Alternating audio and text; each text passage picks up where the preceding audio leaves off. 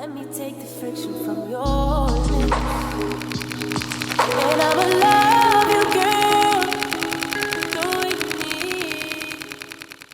What's going on YouTube? It's Marvin and I'm back again with another video. This one I think is a little bit more creative. You may have gathered the information from the thumbnail that I am going to be changing the shape of bokeh. Yes, that beloved bokeh that we always dream to have in our photos is exactly what I'm going to be trying to manipulate today. And the beautiful thing is that it hardly costs anything. You don't have to be a professional for this setup. All you need is paper, card preferably, scissors, sellotape, blue tack, and some form of camera. I know cameras aren't cheap, but I know somewhere, someone you know has a camera that you could borrow for a couple of hours just to get your shots out. So how I stumbled upon this idea was Christmas. We always take photos at Christmas, so I thought this year I'm going to try and plan and put a little bit more effort behind it. The photos might not come out that great, but as long as it's not the same as every other year, then I'm happy with that. So first piece of equipment is the card. I forgot to add in that you're gonna need a pen or a pencil or something to basically create your lines. What you're then gonna do is grab your camera lens, lay it down on its side, and just draw out a reasonable size in relation to the length of the lens.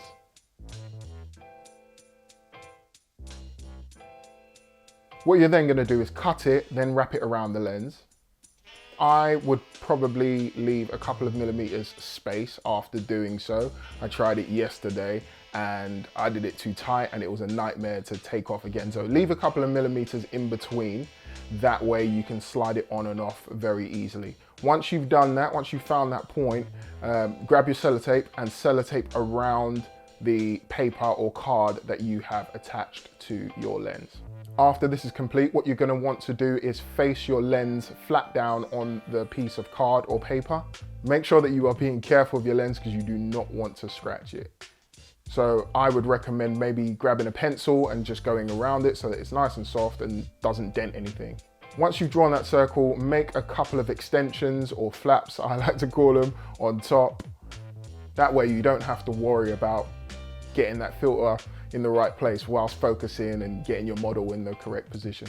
When you're done, you should have something like this. So this is a blank copy of mine.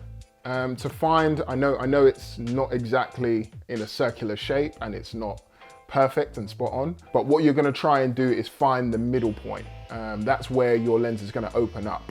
And what I do to do that is fold it in half and then fold it in half again, and then you'll find that middle point. Once you have that middle point, you can creatively design what you want to.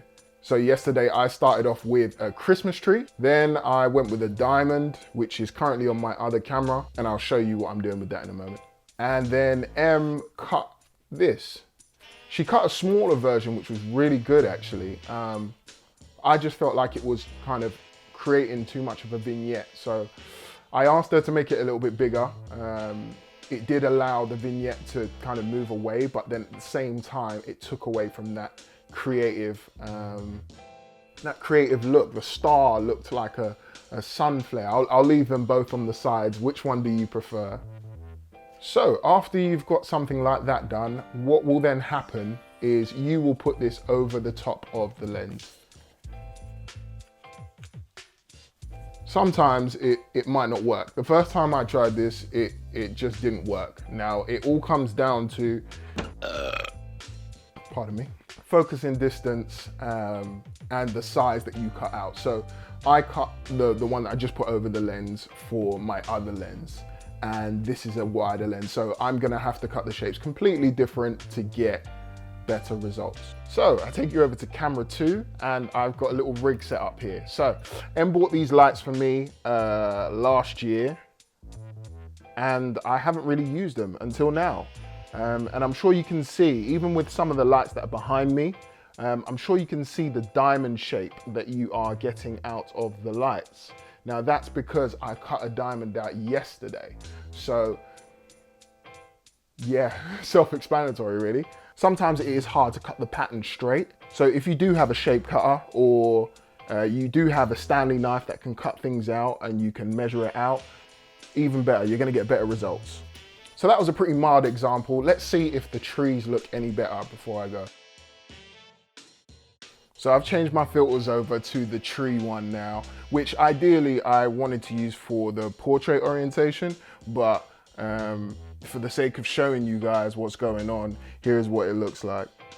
So this isn't the best example. I'll probably leave a photo on the side, but you get the gist. So I hope this has given you the tools to then flourish your own creativity and create something not only just for Christmas, but your own pleasure. You might use it on a video shoot. You might use it for a special theme. You could even cut out your initial if you really wanted to. Just a tip, if you are struggling with bokeh, then you need to understand your aperture points. Just a quick overview to get the effects and the look that you might be looking for. Set your aperture or f-stop number to the lowest it can be set. Use the furthest range lens that you own. So if you have a 50mm or a 75 or an 85mm, use the one that has the highest millimeter number. From that point, be as close to your subject as possible. So if you are taking a photo of a loved one, then be as close to them as possible with the lights behind them. So the lights have to be significantly distanced from that subject. I myself, on the main camera, I'm using a 1.4 aperture or f-stop lens.